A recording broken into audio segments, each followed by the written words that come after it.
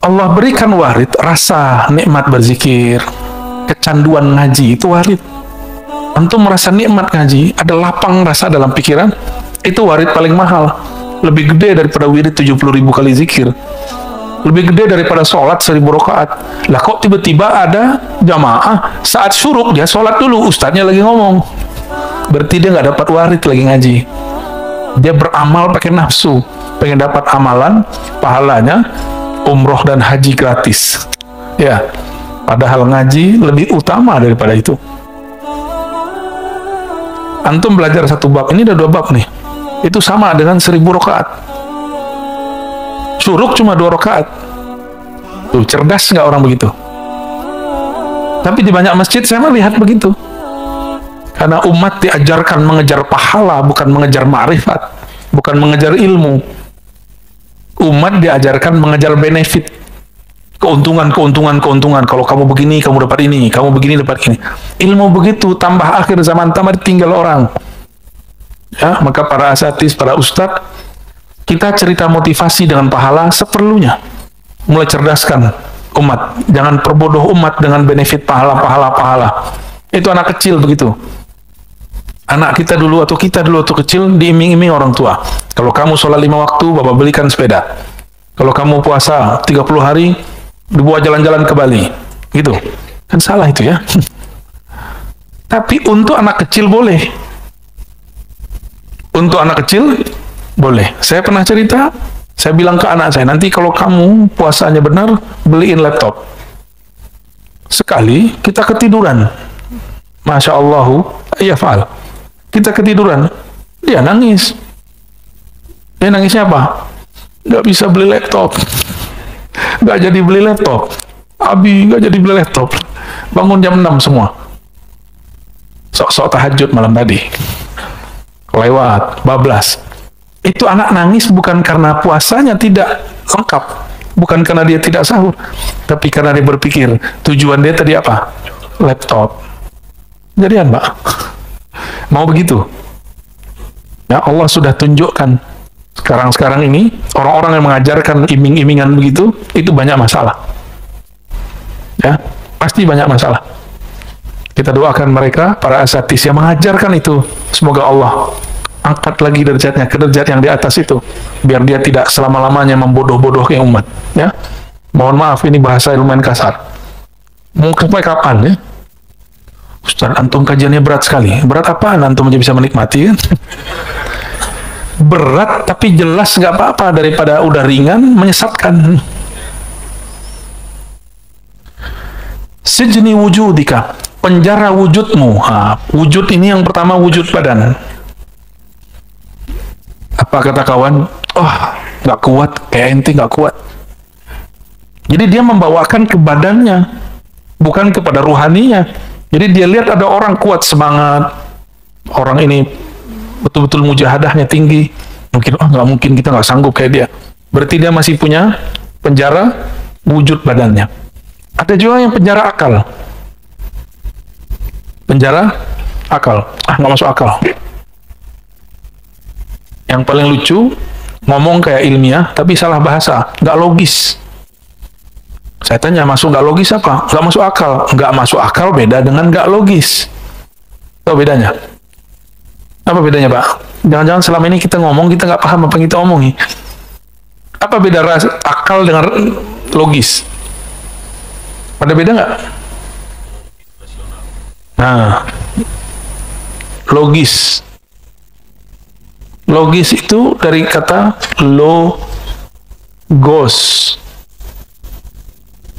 Artinya ilmu atau kata. Kata. Kalau tidak masuk akal, rasio. Nggak masuk akal berarti nggak rasional, irasional. Beda nggak? Masih berbicara tentang wirid. Apa itu wirid? Amalan yang diistiqomahkan. Kapan seseorang mempunyai wirid? Apabila dia sudah menjadikan satu amalan menjadi amalan wajibnya di luar yang wajib. Jadi dia mendisiplinkan untuk dirinya di luar yang sudah ada. Kalau 5 waktu kita sudah tahu. Tapi di luar itu dia melazimkan amal-amal yang tidak dianggap wajib oleh orang awam. Ya, maka disebut wirid. Maka wirid itu bisa berupa amal fisik seperti sholat. Sholat kebetulan di dalamnya ada juga kaul. Ya, ada juga yang amal maliyah. Jadi fisik, badani, fi'li, kauli, ada mali, ada juga mal, pakai harta. Orang yang rutin setiap hari bersedekah, itu jadi wirid. Atau setiap minggu berarti dia berwirid. Setiap bulan berarti dia berwirid. Ada yang menjadikan wiridnya umrah setiap tahun. Ada yang ulama kita menjadikan wiridnya setiap tahun haji. Apapun caranya dia pergi haji. Dulu ada imam-imam kita yang hajinya 60 kali. Umurnya 80. Berarti dari umur 20 sampai wafat, dia selalu berhaji. Tapi khusus dia. Bukan kita ya. Baik. Tapi wirid secara umum, amalan bacaan yang kita rutinkan atau amalan fisik yang kita dawamkan. Misalnya teman-teman ini suka puasa Senin Kemis, maka disebut wirid. Ciri-ciri orang sudah punya wirid selain istiqamah, kalau ketinggalan dia qadha. Jadi kalau antum ini malam tadi zikir, ketiduran, qadha besoknya, baru disebut wirid. Jadi kalau masih amalan sunat kok biarin aja, berarti belum jadi wirid. Paham? Ya. Punya kebiasaan baca Quran 1 juz sehari. Lagi rihlah tidak kuat, tidak sanggup, maka diqadha esoknya. Maka ini disebut bacaannya wirid. Pertanyaannya, lebih duluan wirid atau warid? Nah, apa beda wirid dengan warid? Warid itu anugerah yang Allah berikan. Bisa maqam, rasa, hal ya, getaran saat berzikir, rasa makna yang muncul dalam berzikir disebut warid. Duluan mana rasa itu datang atau wiridnya duluan? Nah, kalau rasa dulu itu yang benar. Karena rasa itu datang dahulu baru kita wirid. Namun karena kolbu ini berpenyakit, rasa itu datang terasa bagi dia hambar. Sebagaimana orang sedang sakit diberikan makanan terlezat, dianggap itu bikin mual. Coba orang lagi demam kasih sop daging, mual nggak dia? Mual, Pak.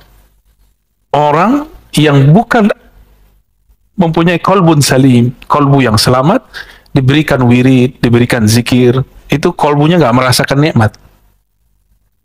Jangan-jangan kita yang begitu, ya? Kayaknya rata-rata begitu deh ya. Sholat subuhnya masih kepikiran kemana-mana soalnya. Jadi warid itu hal ruhani, keadaan ruhani, anugerah rohani yang Allah berikan kepada orang yang berwirid.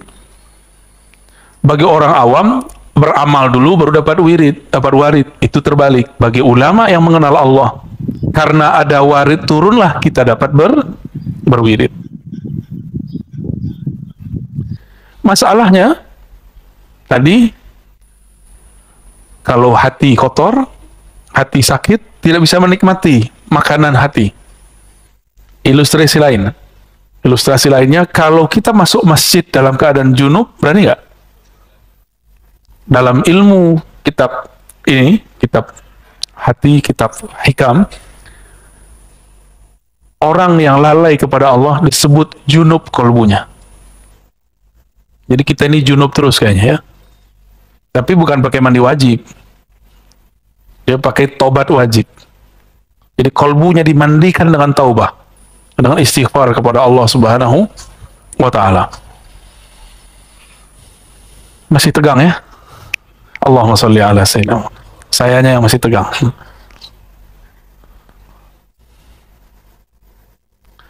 Awrada 'alaika al-warida litasallamaka min yadil aghyar wa liharriraka min riqil athar. Awrada 'alaika yang paling atas ya. Awrada 'alaika, Allah memberikan kepadamu warid. satu warid, supaya apa? Litasallamaka min yadil aghyar. Jadi warid itu agar dia mengambilmu dari pengaruh selainnya. Jadi kita ini kadang-kadang zikir nggak ada rasa. Tiba-tiba di saat hilang keinginan dapat rasa, nah, jadi zikir nggak boleh nafsu. Baca Quran nggak boleh nafsu, Pak. Kalau zikir punya nafsu, pengen khusyuk, nggak dapat khusyuknya. Ya, zikir pengen usul, pengen sakti, nggak sakti tuh. Ya, sama dengan ketemu guru, ketemu ustadz pakai nafsu, nggak akan ketemu. Nggak usah nafsu. Ya, segala sesuatu itu biasa-biasa aja. Jangan terburu-buru, jangan tergesa-gesa, jangan maksa-maksa. Jangan maksa Allah juga. Kalbu kita belum siap. Antum mau merasakan yang Nabi rasakan. Ntar keluar rumah, pohon ngomong. Berani nggak? Paling-paling besok gila. Ngomong-ngomong sendiri, ya, ngomong pohon. Nggak sanggup kita. Maka Allah Subhanahu wa Ta'ala mengambilnya pelan-pelan. Ada yang diambil langsung. Yang diambil langsung, terjadilah apa yang disebut majzub. Tahu majzub? Masih ingat ciri-ciri wali? Macam-macam wali ada 3. Wali malamatiyah, wali majzub, wali sufi. Wali majzub, ini yang mendadak diambil oleh Allah Subhanahu. Jadi dia diberikan mahabbah, diberikan ma'rifat secara mendadak. Maka kaget itu, akalnya kaget. Orang biasa yang tidak mengerti, walaupun gelarnya doktor, ustadz, kiai 1000 kali, kalau nggak paham ilmu ini, dia akan anggap orang yang mengalami itu gila. Dan saya dituduh orang yang meyakini wali gila. Menurut antum, Wan Syekhon gila nggak? Wali pastinya. Ya, saya punya penyakit serak kalau berbicara, apalagi pagi-pagi begini. Tiba-tiba beliau ngantarin satu obat yang sampai sekarang mujarab. Dokter diobatin orang gila, mungkin nggak? Hah? Mungkin nggak? Mungkin nggak dia gila? Nggak mungkin. Ente yang nggak paham. Ya. Jadi kita tidak pernah meyakini wali itu gila atau orang gila wali, nggak ada. Kita menyebutnya majzub, dan majzub beda dengan majnun. Majzub orang yang ketarik akalnya karena cinta, sedangkan majnun orang yang tertutup akalnya disebut gila. Waliharriraka min riqil athar. Allah memberikan warid, pertama menyelamatkanmu dari selainnya, yang kedua membebaskan kamu dari perbudakan athar alam semesta. Athar itu boleh juga diartikan ciptaan Allah Subhanahu wa Ta'ala. Kita ini mohon maaf sudah jadi budak fulus, budak badan. Coba antum lihat, berangkat pagi, pulang sore. Untuk apa? Fulus, jujur aja. Fulus untuk siapa? Untuk keluarga, untuk anak, untuk badan, untuk lifestyle, gaya hidup. Berarti kita betul-betul jadi budak badan ini. Budak dari pasangan kita sendiri. Mau jadi budak. Ya, budak kalau di Malaysia anak-anak. Tapi perbudakan, paham perbudakan. Waliharriraka min riqil athar. Allah berikan rasa supaya kamu tinggalkan perbudakanmu. Inilah yang membuat antum hadir pagi ini. Insya salah satu perbudakan badan tidur. Jadi tidur itu tanda kita tergadaikan oleh tubuh ini. Jadi pengennya jam segini ngapain? Tidur ya, sama Pak Sio pengen tidur. Tapi karena janji, nggak boleh egois. Ya. Doakan saja saya selamat dan sehat selalu, dan teman-teman yang bersama. Ya. Kalau dihitung-hitung capek Pak. Ngajar itu capek, lelah, tapi ya. Kalau kita pikir lelah, kapan berjuangnya? Ya. Itu suara apa itu, Bu? Ya, ditahan. Ya. Yang terganggu bukan saya, orang di depan saya ini, kekasih Bapak Ibu ini.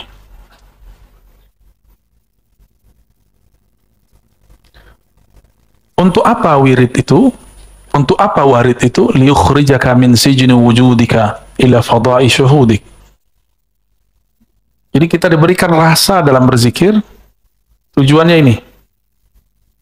Liyukhrijaka, untuk mengeluarkan engkau min sijin. Sijin ini penjara. Kemarin saya ketemu dengan ketua rutan di pelosok negeri, di perbatasan Kalimantan Barat dengan Malaysia. Bapaknya baik sekali. Kita disambut benar-benar baik. Sebelum saya keluar, selesai kita ngisi kajian untuk para napi, nggak tahu napi namanya. Tiba-tiba ketua lapasnya, ketua rutan yang ngomong, Ustadz, doakan saya pindah segera. Waktu kajian saya ngomong, semua kita ini terpenjara. Saya tunjuk dia, ini dia terpenjara, ini terpenjara semua. Bedanya, yang lagi ditahan dengan fisiknya. Yang sedang bekerja, dia tahanan pekerjaannya. Tahanan daripada tuannya, atasannya. Benar nggak? Suami istri, kalau tidak kenal Allah, tidak cinta Allah dan Rasulnya, menjadi tahanan rumahnya. Coba lihat suami-suami ngomongnya apa? Takut sama istri. Padahal yang benar hormat kepada istri, dua hal yang berbeda. Menghargai istri itu beda sekali. Banyaklah kiai-kiai takut sama istri ya. Kalau kiai sudah takut sama istri, gimana nasib jamaahnya? Kalau kiai sudah takut dengan yang di rumahnya, bagaimana dia berjuang melawan musuh di luar sana? Yang di rumah bukan untuk ditakuti, tapi dicintai dan dihargai, udah sederhana. Dan mereka harus jalannya bersama Allah. Maka bahtera rumah tangga yang bukan karena Allah, bubar aja. Ya, untuk apa dipertahankan antum akan menjadi budak selama-lamanya? Jadi kalau nggak betul-betul sejalan kepada Allah, nggak usah dipertahankan. Satu mau kemana, satu mau kemana. Tapi saya yakin orang yang jatuh cinta, jika berbicara dengan cinta, dia mudah dibawa kepada Allah Subhanahu wa Ta'ala. Maka di rumah jangan keras-keras, Pak ya. Mentang-mentang udah ngaji hikam, terus kamu harus berwirid. Jangan begitu, biasa aja. Ya. Dalam ilmu keruhanian, kita tidak boleh memaksa seseorang yang di luar dirinya. Maka wiridnya murid seorang santri itu ngaji. Kalau muridnya seorang pegawai, maka dia dikasih wirid, doa berangkat dan doa pulang, tapi disisipkan di tengahnya. Wirid kamu yang hakiki adalah bekerja dengan jujur dan amanah. Itu wirid paling tinggi bagi orang bekerja. Bagi pemimpin-pemimpin, itu wiridnya adalah amanah dan adil. Kalau wirid saya, ngajar dengan ikhlas. Ikhlas itu yang berat, Pak. Ngajarnya gampang. Tapi kalau sudah ikhlas, tidak ada lagi yang berat. Kenapa ikhlas itu berat? Karena pakai akal, diakal-akali. Tapi kalau sudah dengan ruhani, maka tiada hambatan. Bapak Ibu ini kan sudah bekerja, itu dengan hatinya. Maka tahu-tahu sudah 10 tahun bekerja ya. Tahu-tahu udah 15 tahun bekerja. Tahu-tahu udah berubah, tahu-tahu udah jadi kakek nenek. Bener. Saking cintanya sama pekerjaan, lupa. Saya mau tanya, Bapak sudah nikah berapa tahun? Iya. Coba dikenang awal nikah, Pak. Langsung teringat? Sebentar nggak? Sebentar, berarti Bapak cinta sama istri. Ya, alhamdulillah. Ente udah hamil. Anak berapa? Rasanya berapa tahun? Ya, rasanya nikah udah berapa lama? Bentar. Berarti dia cinta sama bininya kan? Bapak buka tuh bajunya, ada tatonya tuh. Ini galak-galak begitu ternyata hatinya lembut ya. Dan kadang yang keras itu orang berserban kayak berkopiah kayak saya nih. Dia kan berserbannya belakangan ya. Kadang-kadang orang beragama, taat itu lebih keras, lebih kaku daripada orang-orang yang tubuhnya sudah bermaksiat, sudah bertato. Lebih gampang tersentuh kadang. Karena orang taat nih, sok taat. Kalau sudah ada sok sedikit, susah masuk ilmu. Allah berikan warid, rasa nikmat berzikir, kecanduan ngaji, itu warid. Antum merasa nikmat ngaji, ada lapang rasa dalam pikiran, itu warid paling mahal. Lebih gede daripada wirid 70.000 kali zikir. Lebih gede daripada sholat 1000 rakaat. Lah kok tiba-tiba ada jamaah, saat syuruk dia sholat dulu, ustadznya lagi ngomong. Berarti dia nggak dapat warid lagi ngaji. Dia beramal pakai nafsu, pengen dapat amalan, pahalanya, umroh dan haji gratis. Ya, padahal ngaji lebih utama daripada itu. Antum belajar satu bab, ini udah 2 bab nih. Itu sama dengan 1000 rakaat. Syuruk cuma 2 rakaat. Tuh, cerdas nggak orang begitu? Tapi di banyak masjid saya melihat begitu. Karena umat diajarkan mengejar pahala, bukan mengejar ma'rifat, bukan mengejar ilmu. Umat diajarkan mengejar benefit. Keuntungan. Kalau kamu begini, kamu dapat ini. Kamu begini, dapat ini. Ilmu begitu, tambah akhir zaman, tambah ditinggal orang. Ya, maka para asatis, para ustadz, kita cerita motivasi dengan pahala seperlunya. Mulai cerdaskan umat. Jangan perbodoh umat dengan benefit pahala. Itu anak kecil begitu. Anak kita dulu atau kecil diiming-iming orang tua. Kalau kamu sholat 5 waktu, bapak belikan sepeda. Kalau kamu puasa 30 hari, dibawa jalan-jalan ke Bali. Gitu. Kan salah itu ya. Tapi untuk anak kecil boleh. Untuk anak kecil boleh. Saya pernah cerita, saya bilang ke anak saya, nanti kalau kamu puasanya benar, beliin laptop. Sekali kita ketiduran. Masya Allah, ya fa'al. Kita ketiduran. Dia nangis. Dia nangisnya apa? Nggak bisa beli laptop. Nggak jadi beli laptop. Abi nggak jadi beli laptop. Bangun jam 6 semua. Sok-sok tahajud malam tadi. Lewat, bablas. Itu anak nangis bukan karena puasanya tidak lengkap. Bukan karena dia tidak sahur. Tapi karena dia berpikir, tujuan dia tadi apa? Laptop. Jadian, Pak. Mau begitu? Ya, Allah sudah tunjukkan.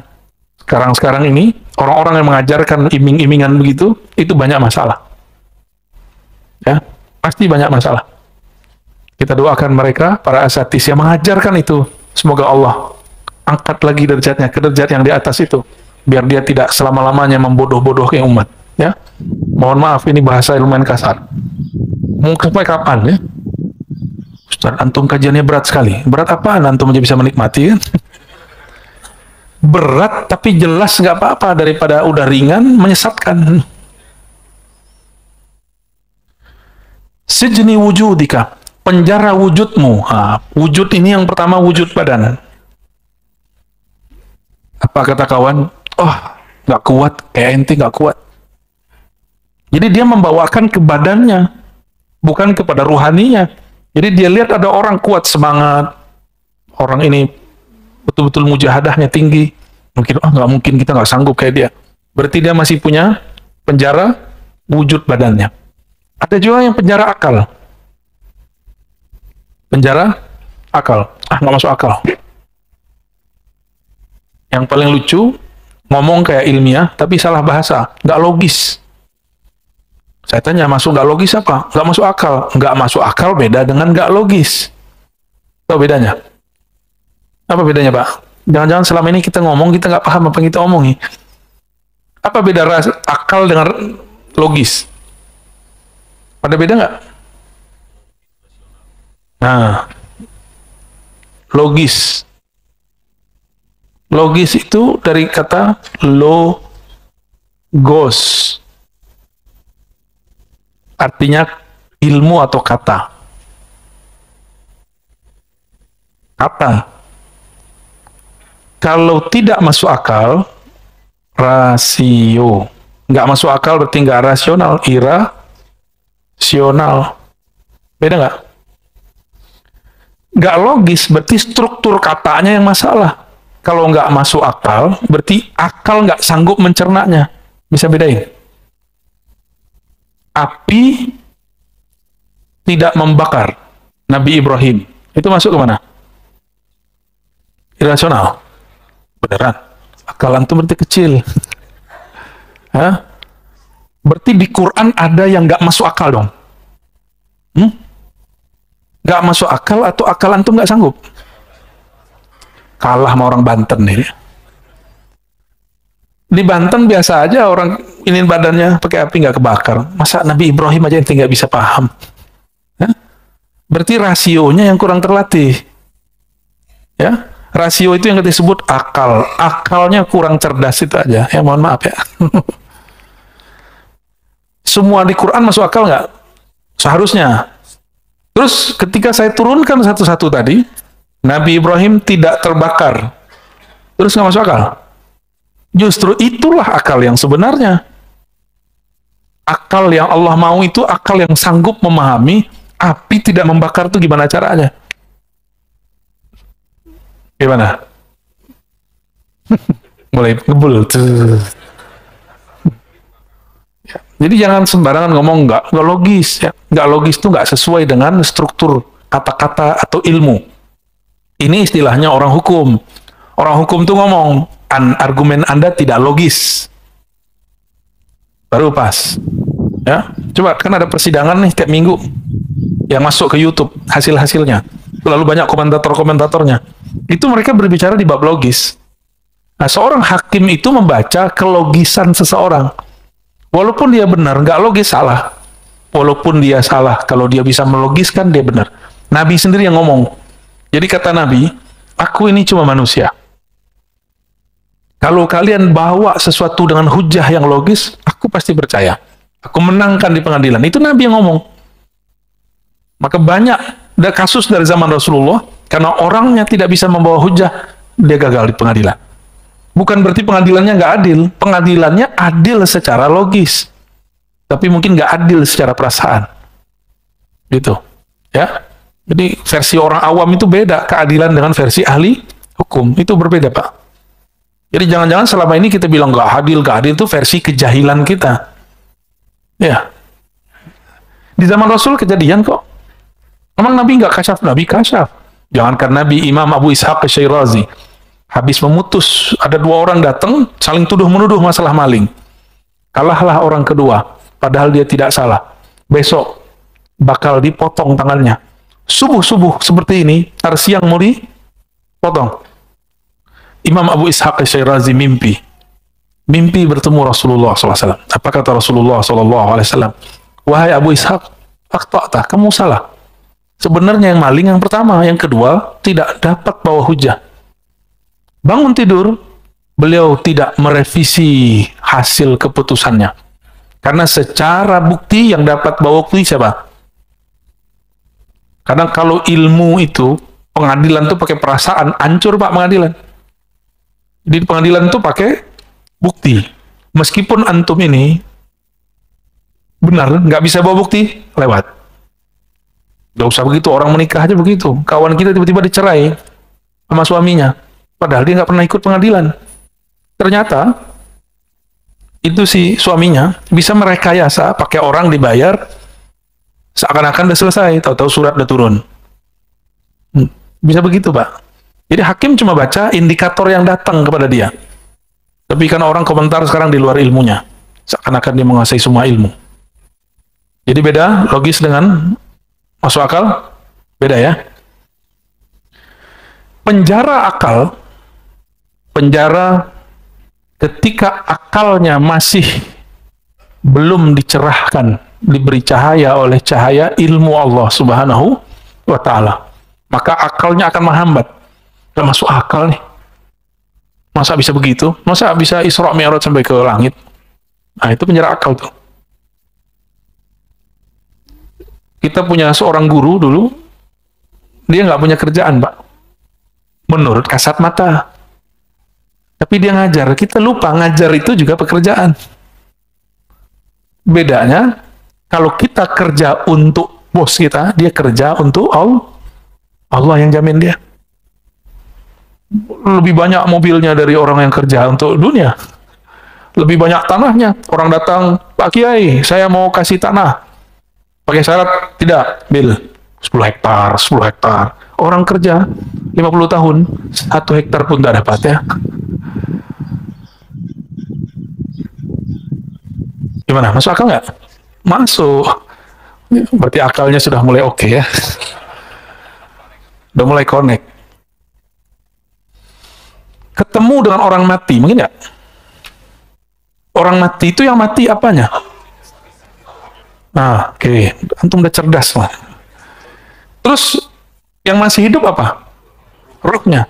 Maka kalau saya mau ketemu dengan ruh orang mati, tubuh ini harus dianggap mati, dikondisikan mati.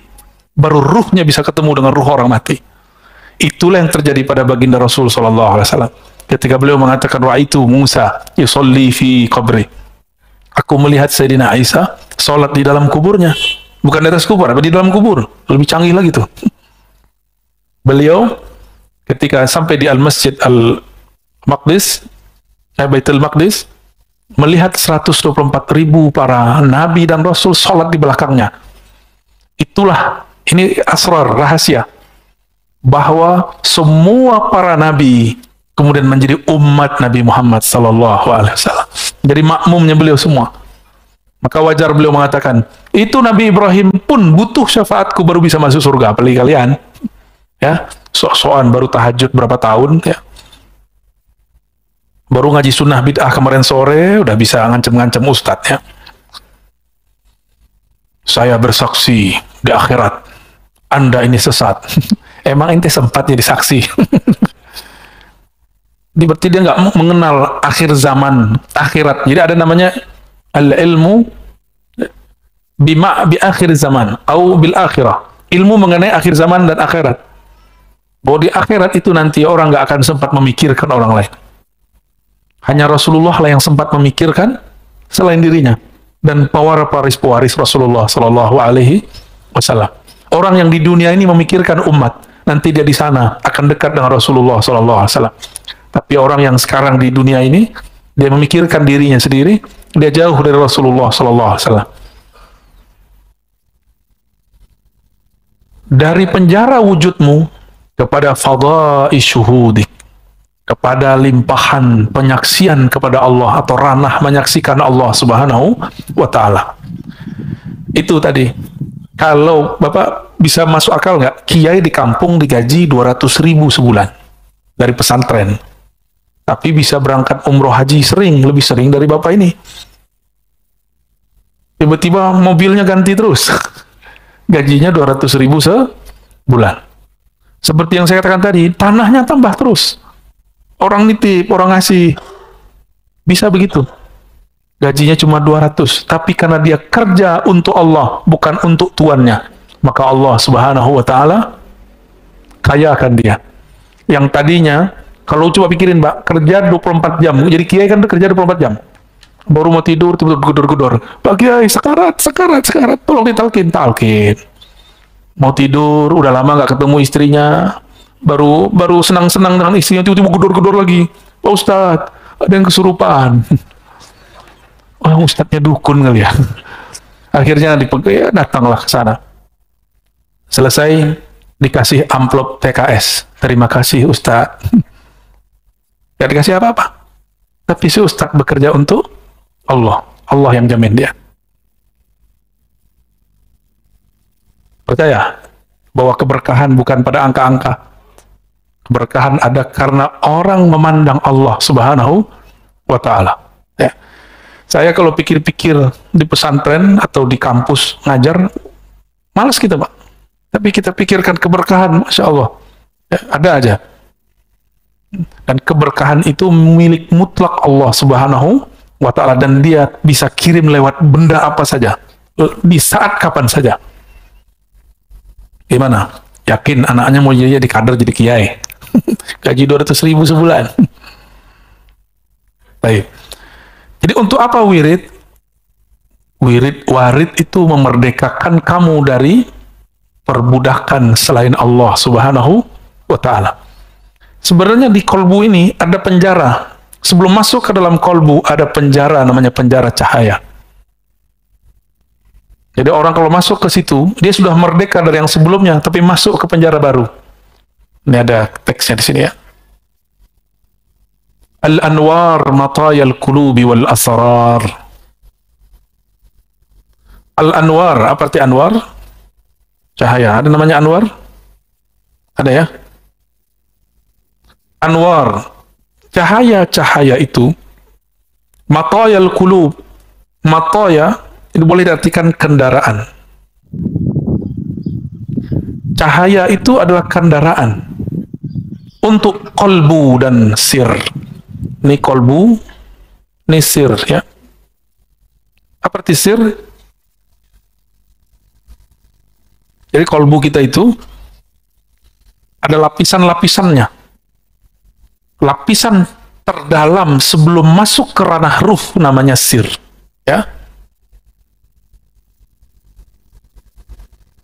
Ini kalau kita buat, ini anggaplah sumur. Ini sumur kolbu.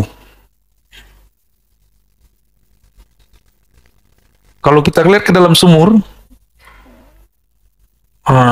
terlihat seperti ini, tambah dalam. Nah, ini kolbu. Ada lagi ke dalam, terus ke dalam. Ya. Yang ini disebut dengan fuad. Fuad itu tempat memutuskan apa saja. Lalu di dalamnya lagi disebut lub. Lub itu inti dari kolbu. Otaknya otak, itu dia. Jadi semua kecerdasan kita ada di lub. Orang yang berpikir dengan lubnya, dia akan mampu membaca 10 tahun ke depan, 5 tahun ke depan. Ini kawan-kawan saya, sebelum pandemi, sebelum ada demam online, dia sudah belajar online dan diejek banyak orang. Tapi dia berpikir tenang dengan lubnya. Dagang sama, yang berbeda cara dagangnya. Benar nggak? Dulu dagang nggak? Saya pernah bercerita di sini, di akhir zaman, pasar di mana-mana, tapi sepi. Coba lihat, ruko ada di mana-mana, sepi. Ini zamannya, Pak. Dulu saya pikirkan, pasar sepi, nggak ada transaksi. Ternyata Nabi hanya sanggup membahasakan ke masyarakat Arab saat itu, akhir zaman, pasar-pasar luas di mana-mana, tapi sepi. Maksudnya, orang cukup pakai handphone, smartphone. Itu zaman Nabi Yusuf aja nggak ada itu, Pak. Nabi Sulaiman bisa terbang kemana-mana, itu iri dengan zaman ini. Kalau perlu dia hidup jadi umat Nabi Muhammad SAW. Ya, gimana? Mau jadi umat terdahulu? Saya nggak mau, Pak. Saya bangga jadi umat akhir zaman. Alhamdulillahirabbil alamin. Imam Abu Hanifah berfatwa banyak hal, dan itu berlakunya baru sekarang. Zakat fitrah boleh dengan yang senilai, boleh dengan fulus, boleh dengan yang senilai. Misalnya kita pakai pencet-pencet, jadi nggak? Ya, mohon maaf nih para kiai yang sangat setia dengan mazhabnya, mazhab jadulnya. Saya ini juga bermazhab Syafi'i, tapi Syafi'i usuli, bukan Syafi'i furu'i. Syafi'i manhaj, bukan Syafi'i qauli. Apa bedanya? Syafi'i manhaji, kita meminjam manhajnya Imam Syafi'i, kita pakai. Bisa jadi beda hasil qaulnya. Kita ambil teorinya, tapi beda datanya. Data beliau kan zaman dulu, data kita sekarang beda. Teorinya boleh sama. Apa nanti perbedaannya? Coba lihat, ribet nggak? Mohon maaf ya. Kita datang ke kiai, ke ustadz atau panitia zakat, beli beras. Beli beras, Pak Kiai, Pak Ustadz, saya mau zakat, belilah. Terus serahin lagi, saya mau zakat. Ribet nggak? Hari begini masih begitu. Itu beras paling 2 cuma 3 diputar-putar. Intinya pakai duit toh. Tapi begitulah ulama ahli fikih menjaga keorisinalitas pemikiran mereka. Cuma saya nggak sepakat kalau harus saklek. Sekarang zaman orang lagi di mobil, lagi di pesawat, di mana bisa pencet-pencet jadi. Lalu kenapa kita harus mempersulit? Maka jika ada waktu, lakukan itu. Lakukan, anterin beras. Jika tidak ada waktu, kita ambil yang baru ini. Jadi nggak boleh saklek juga, nggak boleh juga menghina yang lama. Ya, yang lama kita pertahankan jika memungkinkan. Jika tidak, kita terima yang baru. Itu orang punya loop. Di dalam inilah namanya ruh. Qalbu ini, supaya dia bergerak, masuk ke dalam fuad, dia harus pakai cahaya. Cahaya apa? Cahaya ma'rifatullah. Cahaya mengenal Allah Subhanahu wa Ta'ala. Saya boleh sebut ini boleh kita sebut dengan, kalau ada smartphone, ini smart apa? kolbu. Kalau smart kolbu, di dalamnya pasti ada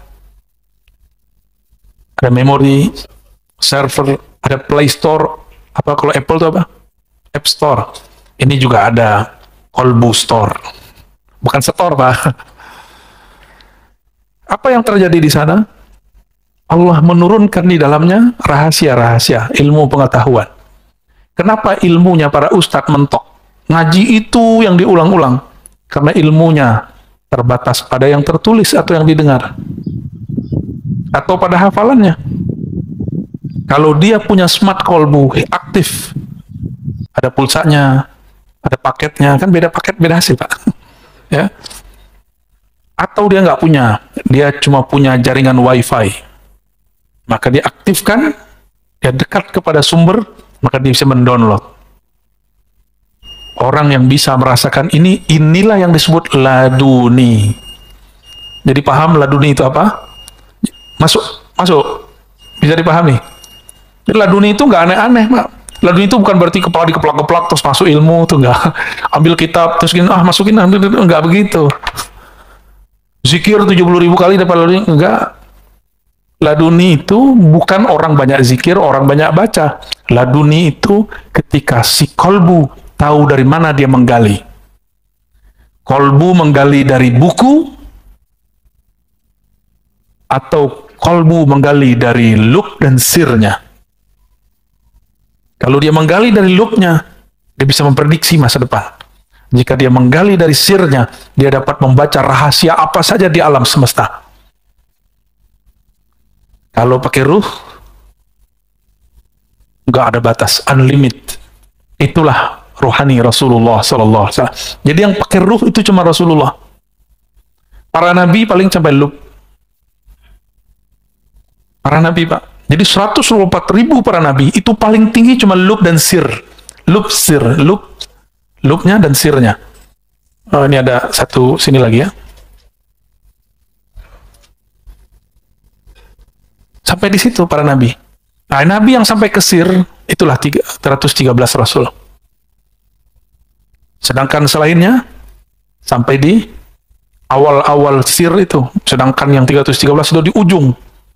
Di ujung pencapaian rohani. Yang menjadi pakar ruh cuma Rasulullah Sallallahu Alaihi Wasallam. Maka ilmunya Rasulullah di atas para malaikat. Jibril nggak bisa tembus, Pak. Jibril cuma sampai ke Fuad. Jibril menurunkan Al-Quran sampai ke Fuad. Sebenarnya dia tidak menurunkan, dia cuma nyolek Fuadnya Rasulullah. Ternyata dalam kolbu Rasulullah sudah ada semua Quran. Jadi Quran turun itu cuma formalitas. Pada hakikatnya di kolbu Nabi sudah ada semua Quran itu. Kan khuluquhul Quran, akhlaknya Quran. Berarti dia itu batangannya Quran, kira-kira begitu. Isinya Quran ya Rasulullah itu sendiri. Kalau akhlaknya Quran, sifatnya apa dong? Hembusannya apa dong? Dialah hakikat Quran yang sebenarnya. Dengan demikian Rasulullah SAW itu ilmunya unlimited, tidak terbatas. Kalau kita ada kuota unlimited, tapi kalau habis jatahnya loading. Smart kolbu inilah kolbunya para wali, kolbunya para nabi. Salatullah wassalamuhu alaihim. Gimana? Cukup? Beneran? Baru mukadimah ini ya. Ya udah, nih tambah satu lagi hadiah buat antum ya. Jangan sholat syuruk ya. Orang lagi bagi-bagi asror, dia malah sholat syuruk. Yang paling lucu, kawan kita sholat. Saya nggak tahu dia sholat sunat atau sholat wajib. Saya lagi bahas asrar. Dalam sholat dia dengerin ceramah saya. Ya. Beramal jangan dengan nafsu ya. Beramal itu ya dengan makrifat itu kita beramal. Kita ini kan senang sibuk, tapi hasilnya dikit. Lagi ngapain sibuk? Gaji gitu-gitu aja. Sekarang ini orang udah rebahan, gaji jalan terus. Ya, kaum rebahan. An-nuru jundul qalb. Cahaya keilmuan itu Cahaya makrifat itu jundullah, tentara Allah. Jundul qalbi, tentara kolbu. Tentara butuh komando nggak? Butuh komando. Betul, beneran. Maka ini kolbu harus dilatih mengomandoi nur. Butuh mursyid, syaikh yang membimbing dia. Kalau enggak nanti, ketika ada cahaya yang tadi tidak terlihat, namanya kasyaf. Paham? Kalau sesuatu terlihat, kolbunya belum terlatih, nanti kolbunya akan tersesat pada kasyaf syaitan. Kasyaf ini terbagi, ya, kasyaf, apa arti kasyaf? Terbukanya tabir gaib. Kasyaf, ya. Terbukanya tabir gaib. Kasyaf ini ada kasyaf syaitani. Bukan Pak Tony, ya. Jangan tersinggung nanti Pak Tony. Ada kasyaf, ada banyak ini, ya. Malaki. Malaikat. Kasyaf malaikat biasanya dengar zikir. Jadi antum nih kalau jalan, mungkin ada di antara kita nih, pas jalan keluar, dengar pohon zikir, itu namanya kasyaf malaki. Ya. Atau seakan-akan terbawa ke alam lain, lalu melihat ada sekelompok komunitas di alam yang kita tidak tahu alamnya, mereka sholat, mereka zikir. Ya. Itu namanya malaki. Asik, Pak. Alam-alam begini nih asik. Termasuk yang syaitan ini asik. Bener asik. Terus ada kasyaf akli, akal kita. Yang paling tinggi kasyaf ilahi. Apa perbedaannya? Antara ini kita hapus saja, ya. Syaitani dan ilahi. Perbedaannya cuma satu. Ilahi menambah seseorang ma'rifat kepada Allah, membuat dia tambah merasa hina, sedangkan kasyaf syaitani membuat dia merasa sakti, mulia, wali. Dia merasa dirinya lebih tinggi dari wali manapun. Syaitani ini biasanya dicirikan dengan melihat aib-aib orang. Makanya kita tegur kalau ada murid lagi zikir, terus dia melihat kawannya berwajah hitam. Saya bilang itu setan yang datang. Supaya kamu tengkar dan suuzon kepada kawanmu itu. Ya, jadi jangan langsung percaya. Ciri-ciri kasyaf syaitani, terbukanya aib orang lain. Dah, gitu aja. Jadi kalau setiap aib, itu bukan dari Allah. Dan biasanya, kalau itu dari Allah, dia berbicara aib, tapi nggak disebutkan orangnya. Cuma dikasih simbol-simbol. Suatu kali saya diuji oleh Allah. Harus mundur dari semua jadwal saya. Karena diperintahkan guru. Lalu saya menyarankan orang yang khidmah kepada guru saya untuk nggak percaya kepada panitia yang di sana. Karena mereka, menurut saya tidak terpercaya. Tapi saya dianggap suul adab. Dan saya ridho. Tapi sebelum saya meridho itu, tiba-tiba Allah kasih penglihatan. Lagi tadi, sebelum kayak kita datang ke masjid 15 menit sebelum azan. Saya zikir 15 menit, tiba-tiba Allah tunjukkan. Habis lagi zikir nih, nggak tidur. Ada orang kayak santri cium tangan guru saya, tapi lidahnya seperti ular. Tapi orang ini nggak kelihatan wajahnya siapa. Nah, ini berarti dari Allah. Karena saya tidak kemudian bersuuzon kepada siapapun. Cuma kemudian mencari-cari ini siapa. Karena Allah Ta'ala yang menurunkan, maka kita katakan, ya Allah, bimbing aku di jalan. Jangan sampai menyalahkan orang yang tidak salah. Bantu menyelesaikan masalah. Ternyata betul, bertahap, Allah bukakan siapa orangnya. Tanpa perlu saya ngomong. Jadi kalau kasyaf dari Allah, nggak bisa direncanakan, Pak. Penciriannya apa yang paling penting? Tidak menyebutkan aib seseorang secara jelas. Gitu ya. Nanti antum nih, zikir. Tiba-tiba ngelihat di jidat kawan kita ada noda hitam. Nah, itu dari setan tuh. Ya. Itu dari syaitan. Pastikan dari setan. Karena jelas ada orang di situ. Tapi kalau kita tiba-tiba melihat ada sesuatu, orang lagi zikir, tapi kepalanya berubah, tapi kita nggak tahu siapa orangnya. Tunggu aja, nanti juga ada.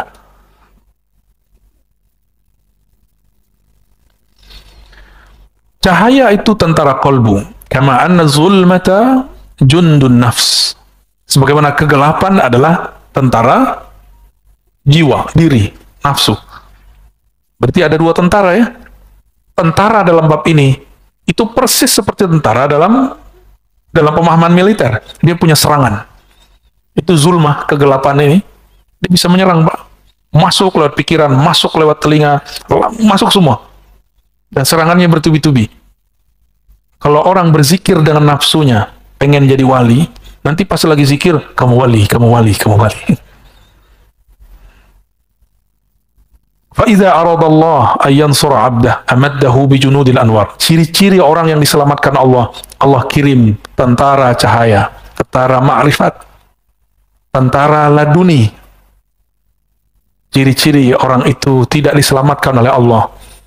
Allah biarkan dia bergejolak, bergelimang dengan kegelapan dan selainnya. Sama-sama zikir, tapi sekarang sibuk dengan kasyaf, sibuk dengan urusan jin, sibuk dengan urusan-urusan yang menghalangi dia kepada Allah Subhanahu wa taala.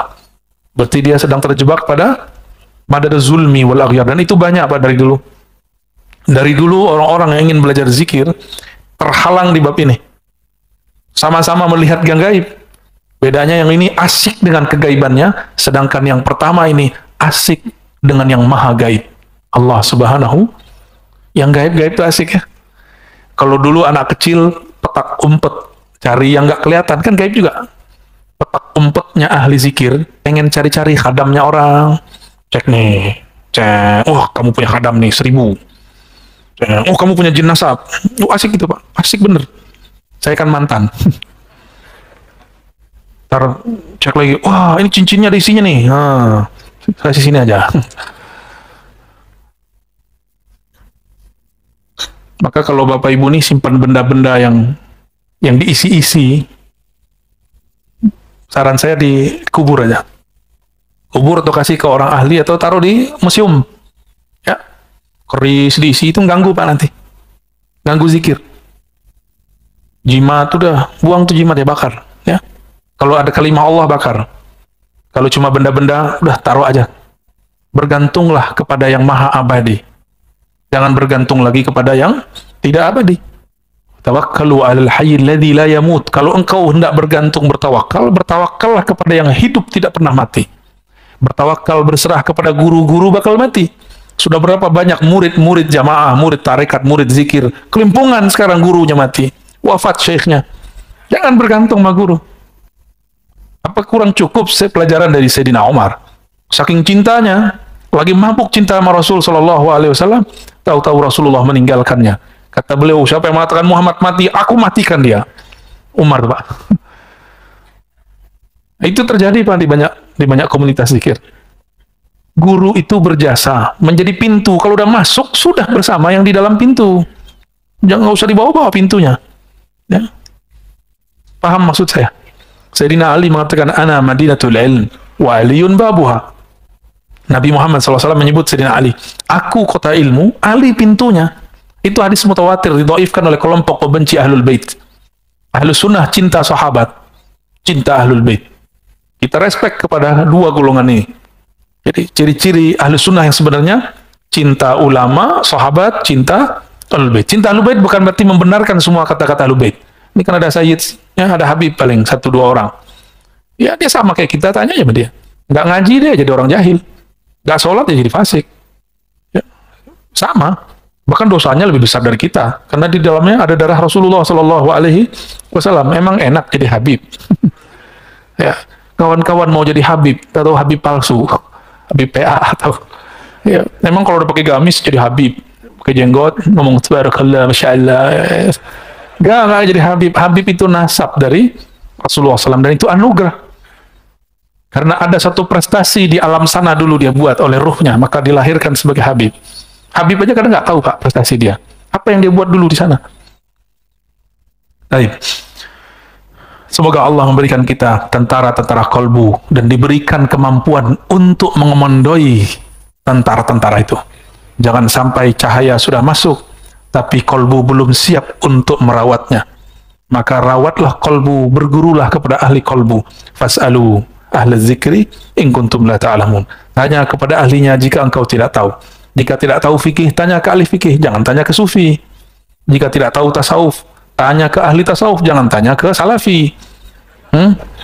Jika nggak mengerti tentang dakwah, jangan tanya kepada ustadz yang cuma ustadz yang malas gerak, apa namanya, mager. Ada ustadz mager, Pak, dia di rumah aja ya, nggak apa-apa juga sih. Jangan tanya jemaah tabligh kepada ustadz mager, nggak paham dia. Sebagaimana antum jangan tanya persoalan suluk khalwat kepada orang yang sedang rehlah dakwah. Dulu kita khuruj, saya ikut khuruj dulu. Sampai di satu tempat, itu orang kampung sana suluk tarekat. Zikirnya Allah, Allah.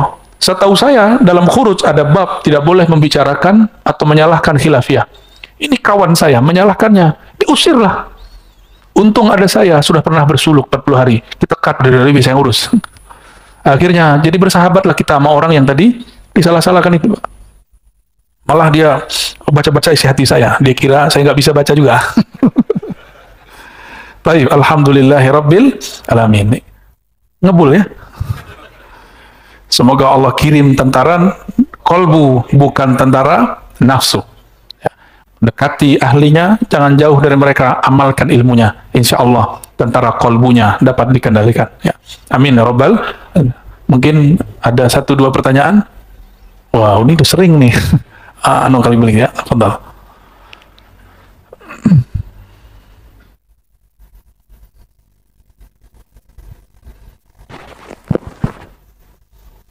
Assalamualaikum warahmatullahi wabarakatuh. Saya Syafaat Ustadz dari Tangerang. Saya butuh syafaat, Pak. Sama Ustadz. Lanjut.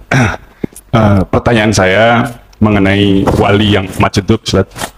Bagaimana cara kita untuk membedakan kejadian-kejadian atau perbuatan yang khariqul adah itu? Kan orang-orang lain juga kadang-kadang melakukan.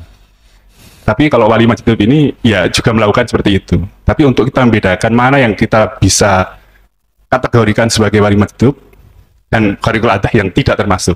Itu yang pertama. Yang kedua, ya katakanlah kayak Wan Sekhan, Habib Ja'far dan sebagainya itu. Di antara beliau-beliau ini kan ya kejadiannya apa, perbuatannya emang khariqul adah semua.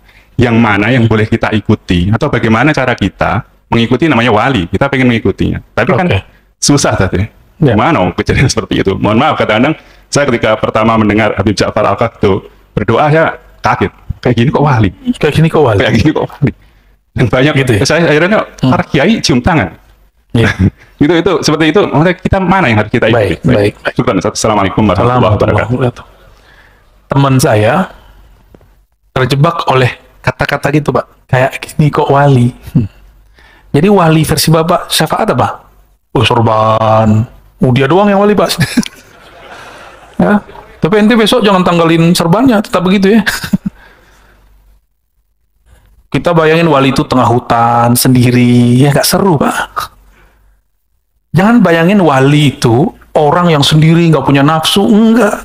Nabi istrinya 9, bukan berarti hatinya kotor. Nabi Sulaiman punya kekuasaan di timur, di barat, bukan berarti dia cinta dunia. Istrinya 600, gundiknya 1000. Bukan berarti dia bukan kekasih Allah, nggak ada urusannya. Menurut kita nih, apalagi ibu-ibu ini ya, mohon maaf ibu-ibu, kita mikirin, masa wali bininya banyak? Jadi kita konsepnya wali itu nggak ada nafsu. Kalau kayak gitu batal dong kenabian Nabi Muhammad SAW. Batal dong kenabian Nabi Sulaiman, kenabian Nabi Daud, istrinya banyak. Wali itu jangan pakai konsep kita. Wali itu pakai konsep yang punya kewalian. Siapa yang punya kewalian? Allah. Nah itu riqil athar juga tuh ya. Budak asumsi, paradigma. Jadi tolong jangan pikirkan wali itu semuanya kemana-mana pakai tasbih, terus pakai tongkat. Subhanallah. Enggak, Pak. Sesekali saya meniru itu. Malam tadi kita kajian di Tangerang, saya pakai tongkat. Tapi nggak selalu, biar Bapak juga tahu bahwa itu bukan semuanya wali begitu. Kita mah wali murid ya. Benar nggak wali murid? Udah pasti. Sama wali anak kita sendiri ya. Wali menurut Allah itu apa? ala inna awliya Allah la khawfun alaihim wa la hum yahzanun. Wali Allah itu tidak ada hazannya, tidak ada khaufnya. Jadi wali ini kan kita punya konsep macam-macam. Nah, ujungnya ada dua karakter dia. Apa itu? Tidak ada hazan. Apa arti hazan? Huzun, ya. Sedih. Yang kedua khauf. Apa arti khauf? Takut. Wali itu nggak ada itu. Wali-wali yang mengalami tidak ada rusuh di hatinya, tidak ada gundah dalam jiwanya, walinya ada 3. Pertama, wali sufi. Nah, itu yang antum bayangin tuh, ya, kemana-mana pakai tongkat, jenggotnya Masya Allah, serbannya Masya Allah, kopiahnya rapi, jubahnya rapi, sarungnya rapi, tasbihnya luar biasa, wiridnya terjaga, tertata rapi, karena sufi pakai tariqah, rekat. Ya. Ada wali yang kedua, ini sufi itu jadi wali, zahirnya karena riyadhah dan mujahadah, zahirnya, batinnya tetap Allah.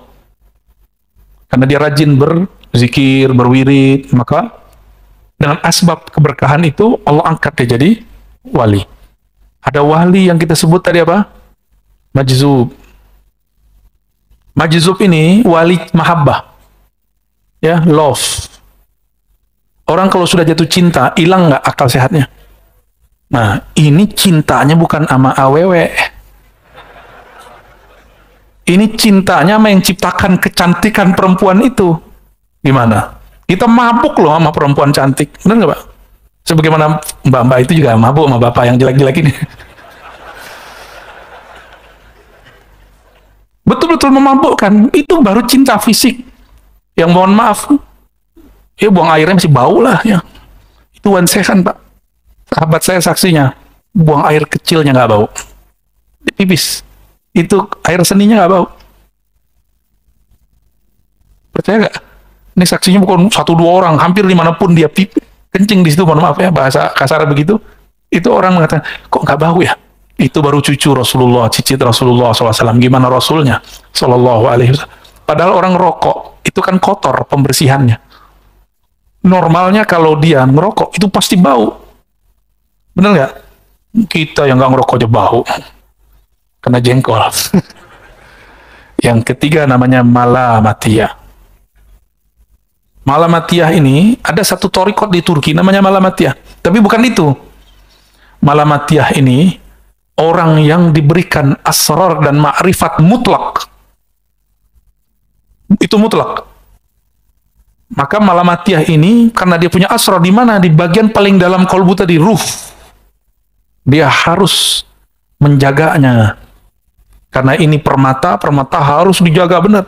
Coba lihat sekarang, sejak kejadian ada toko emas di Ciputat, tahun kapan itu dibobol orang pas Jumatan, masih ingat? Sekarang semua toko emas di Ciputat itu pakai, ya, udah kayak penjara, Pak. Begitu orang jaga emas, apalagi jaga emas-emas. Ini malamatiyah jaga rahasia langit dan bumi, bahkan rahasia aras, bahkan rahasia sebelum aras dicipta. Bahkan rahasia setelah alam ini ada. Itu dia nyimpen semua di kolbunya. Orang malamatiyah. Maka malamatiyah ini bukan orang gila, dia orang waras. Tapi kalau ahwal rohaninya datang, dia perlu menyembunyikannya. Kalau nggak, dia nanti jadi majzub. Maka malamatiyah ini orang yang paling pintar bersembunyi dalam rupa yang banyak. Beda dengan munafik. Munafik menyembunyikan kebusukan. Kalau ini menyembunyikan keindahan, keharuman. Tapi kalau wali Allah, kekasih Allah, dia bisa mencium bau itu. Walaupun ditutup dengan penampilan, dengan maksiat yang luar biasa, dia bisa mencium bau itu. Ini yang terjadi pada Salahuddin Al-Ayyubi. Dia tidak terkecoh oleh joroknya Qutaib Alban. Qutaib Alban itu nguji para qadhi, para imam. Mohon maaf Pak ya, pipis berdiri depan masjid tanpa ditutup, tanpa istinja. Lalu dia teriak-teriak depan masjid. Orang lagi sholat, dia bersik. Ngecek, itu imam yang hafiz Quran, dia ingat Allah lagi sholat, atau dia kesel sama saya. Allah Akbar, lagi kesel sama orang. Awas loh, kalau selesai Assalamualaikum, gue gampar loh. Jadi dia dalam sholatnya menyimpan kebencian-kebencian dan dendam. Dan dia sudah merencanakan makar dalam sholatnya. Banyak orang begitu, ya. Orang kayak gitu, sholatnya merasa sok diterima, ya salam. Habis itu dengan sholat yang kacau itu dia berani bentak orang. Kau ganggu sholat saya. Bukan sholatmu yang terganggu, hatimu yang banyak gangguan. Ini contoh, kita kalau di bus trans, atau di MRT, atau di pesawat, asyik main handphone, orang mau berisik di samping gimana? Nggak ngaruh, karena mainannya ada dan dia tahu cara memainkan mainannya. Maka saya sarankan antum, kenali smart kolbunya. Biar pencet-pencetnya tahu, biar nge-game-nya asik. Orang mau bom kiri kanan, dia masih asik pakai game kolbu. Mau orang kiri kanan berisik, dia nggak ada gangguan. Karena kolbunya sudah smart. Ya, itulah kolbu sufi, kolbu majzub, kolbu malamatiyah. Jalur saya jalur sufi, Pak. Tapi saya belum jadi sufi. Saya lagi belajar jadi sufi. Sufi kok kayak saya kan nggak pas ya. Kalau majzub, saya nggak masuk ya. Tapi ketemu dengan mereka. Malamatiyah, saya pun sedang belajar kecil-kecilan tentang mereka dan ilmu mereka. Ya. Dan mereka ini nggak banyak. Di alam semesta paling cuma 40 orang. Dikit. Ya, 40 orang paling. Kalau majzub, sama nggak banyak juga. Meninggal, Abah Syekhon, saya nggak tahu lagi ntar. Antum mau? Kita usulkan. Baik. Yang kedua tadi apa? Terjawab semua ya? Yang diikuti sufi. Malamatiyah itu, kalau dia lagi buka tirainya, jadi sufi. Gitu. Jadi malamatiyah ini, dia bisa berbaju majzub, bisa berbaju sufi, bisa berbaju semua thariqah. Nanti antum kaget-kaget aja, nggak pernah nyantri, tapi ngomongnya lebih cerdas dari kiai yang nyantri 30 tahun. Ada orang nyantri 30 tahun? Nggak ada, aneh aja nggak nyampe. Orang cuma di pesantren 15 tahun. Saya nggak ngerti ilmu ma'rifat akhir zaman. Sampai Allah kasih hadiah pandemi. Maka saya mulai belajar kepada orang-orang malamatiyah. Oh, ribet Pak awal ketemu ya. Kita ini kan orang syariat. Ngaji hadis 15 tahun. Jadi membaca tuh, hadis mana nih? Dia yang pakai hadis mana nih? Begitu terus. Jadi saya kalau screening orang pakai hadis. Wah, ini bukan ahli hadis nih, ahli hadas nih. Sekali ketemu orang malamatiyah, Masya Allah, saya malu kepada Allah. Dia nanya, oh kamu ya orang yang hafal 1000 hadis itu? Dia ngomong gitu, ini kan muji. Ini orang nggak pernah ngomong selama itu dengan orang-orang sekitar. Kok giliran sama saya, dia mau ngomong, ternyata Allah kirim dia untuk membersihkan kesombongan saya belajar hadis. Pertanyaannya gitu, kita kan senang Pak dipuji gitu, kamu ya yang hafal hadis itu. Kayaknya pengen mau bilang iya, tahu-tahu batin saya bilang, hati, kamu dijebak, kamu lagi diuji. Akhirnya saya jawab, oh enggak kok, sok-sok suci ya, sok tawadu. Paling cuma berapa ki gitu, bang, bos, saya manggil dia, saya lupa, saya manggil dia apa ya. Orangnya jarang ketemu, rambutnya dikuncir kayak, celananya pendek Pak, lebih tinggi dari isbal, ketutup sedikit lah bagian lutut itu. Ngomongnya langsung nyodok ke dalam jantung saya. Dia kasih pertanyaan lagi, oh kamu itu yang dokter pinter? Salah. Saya bilang, ya saya dokter terbaik. Wadah, kenapa? Disertasi saya dicetak, ya, kena habis sudah kalau ya. Tapi kita hantam lagi. Jadi batin itu ternyata bisa dialog dengan batin. Malam itu cuma ngomong dengan beliau 15 menit sampai 20 menit. Tapi itu membersihkan hijab 15 tahun. Hijab merasa pakar hadis. Cuma 15 menit dibersihkan untuk masalah yang sudah terkubur 15 tahun. Oh, yang ketemu saya sebelum saya ketemu dia pasti bilang Ar-Razi itu sombong. Betul Pak, saya merasakan kesombongan itu. Waduh, saya nggak bisa cerita, saya bersyukur ketemu orang begitu. Jadi jangan-jangan orang yang muji kita itu sedang, ya Allah membersihkan atau menjeblosin sekalian. Jadi ujian itu dua aja, kamu lolos, kamu tidak lolos. Tapi tenang, kalau nggak lolos sekali kan bisa maju lagi. Rahmat Allah kan luas. Jadi nggak usah khawatir Pak ya, syafaat antum. Oke, cukup lah ya, udah jam 6:30. Untuk yang udah ngangkat tangan, terima kasih. Insya Allah lain waktu kita jawab lagi. Kalau tidak ada halangan, akhir bulan ini, bukan depan berarti ya, kita ngaji ba'da maghrib Risalah Kusyairiyah, ba'da Isya, Sahih Muslim. Kata orang siapa bilang ya orang belajar tarekat sufi tidak bisa ngaji hadis ya. Tapi bukan untuk ama mereka, untuk kita ngaji hadisnya ya. Allahumma salli ala sayyidina Muhammad wa ala sayyidina Muhammad. إلى حضرة النبي المصطفى صلى الله عليه وسلم ولسادتنا الأولياء الصوفيين والمجزومين والملامتية وأئمة الصوفية وأئمة المحدثين والمتكلمين من أهل السنة والجماعة والفقهاء الأربعة وسادتنا العلماء وسادتنا المرشدين مربيين والمريدين والحاضرين والحاضرات. الفاتحة. أعوذ بالله من بسم الله إياك نعبد وإياك نستعين صراط الذين أنعمت عليهم غير المغضوب عليهم ولا الضالين. Allahumma ya Rahman Rahim, ya munazzil al-Fatihah, wahai yang menurunkan surat Al-Fatihah, salli ala Sayyidina Al-Fatih, sampaikan salam kami kepada Sayyidina Al-Fatih, Nabi kami yang memegang fatihnya langit dan bumi, fatih pembukanya surga. Allahumma balligh salamana wa tahiyyatana ilaih, wa balligh mahabbatana wa syauqana ilaih. Ya Allah, sampaikan salam rindu kami, salam cinta kami kepada baginda Nabi Muhammad sallallahu alaihi wasallam. Salatu wassalamu alaika ya sayyidana ya Rasulullah. Salam beribu kali salam wahai baginda Rasul, semoga tercurah kepada hadirat engkau. Jawablah salam kami wahai Rasulullah. Terima kami sebagai umatmu wahai Rasulullah.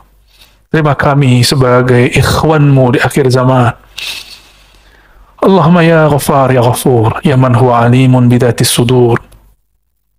Wahai yang maha mengetahui dosa-dosa kami, aib-aib kami, masa lalu kami, ampunilah semua kedurhakaan kami. Engkaulah yang maha berkuasa untuk merubah kami, maka rubahlah kami ya Allah dari pemaksiat menjadi orang taat, dari orang taat yang sombong menjadi orang taat yang tawadu, dari orang berilmu yang merasa dia berilmu menjadi orang berilmu yang merasa ilmunya berasal daripada Engkau. Allahumma ya nur, ya man huwa nurun ala nur. Wahai pemilik cahaya, jika matahari penyebab hidupnya tumbuh-tumbuhan dan manusia bahkan hewan di muka bumi, maka engkaulah pemilik cahaya. Dengan cahayamu itulah ya Allah kalbu kami hidup, fuad kami hidup, lub kami hidup, ruh kami terang benderang. Maka izinkan ya Allah kami mendapatkan cahayamu ya Allah, cahaya yang tidak pernah terbenam ya Allah, cahaya yang tidak pernah tertutup oleh awan-awan maksiat ya Allah. Allahumma ya Allah, bebaskan kami dari perbudakan badan kami, perbudakan nafsu syahwat kami, perbudakan akal pikiran kami, bahkan hijab-hijab yang ada di dalam kolbu, fuad, lub dan sir kami. Hantarkan kami ya Allah kepada kesadaran ruhani yang sebenarnya, mengenal Engkau tiada batasnya. Warzuqnal iman wal islam wal ihsan. Dengan kemuliaan Engkau ya Allah, berikan kami hakikat Islam, hakikat iman, hakikat ihsan memandang kepada Engkau. Allahumma ya Allah, kami punya keluarga, punya kawan, punya tetangga, punya bangsa dan negara, maka rahmatilah semuanya ya Allah. Kami punya ulama, punya umara, jagalah mereka ya Allah. Kurangi perselisihan di antara mereka ya Allah. Jika mereka berselisih, bimbinglah mereka ya Allah. Ya Allah, kami sering terpancing ya Allah, terpancing untuk hal-hal yang tidak penting ya Allah. Maafkan emosi kami yang labil ini ya Allah. Maafkan pikiran kami yang selalu suuzon kepada siapa saja ya Allah. Ya Allah, bikuwati jamalika wa jalalik. Ya Allah, dengan keberkahan jamal, keindahanmu, kelembutanmu, maka jadikan kami hamba-hamba yang di dalam kolbunya ada kelembutan, dalam kolbunya ada kasih sayang. Ya Rabb, akhir kami berdoa, bebaskan kolbu kami dari syirik, dari nifak, kemunafikan, dari kefasikan, dari riya ya Allah, dari ingin dipuji ataupun takut dibenci, dari ingin pamer, dari puncak semua dosa, yaitu lalai kepada Engkau ya Allah. Maka dengan kudrah iradahmu, rahmatmu ya Allah, bersihkan diri kami dari semua penghalang kepada Engkau ya Allah. Rahmati kami, keluarga kami, orang tua kami, guru kami. Rabbana atina fid dunya hasanah wa fil akhirati hasanah wa qina adzabannar. Waqtim lana bil khairat walhamdulillahi rabbil alamin. Subhanakallahumma wa bihamdika asyhadu an la ilaha illa anta astaghfiruka wa atubu ilaik. Assalamualaikum warahmatullahi wabarakatuh.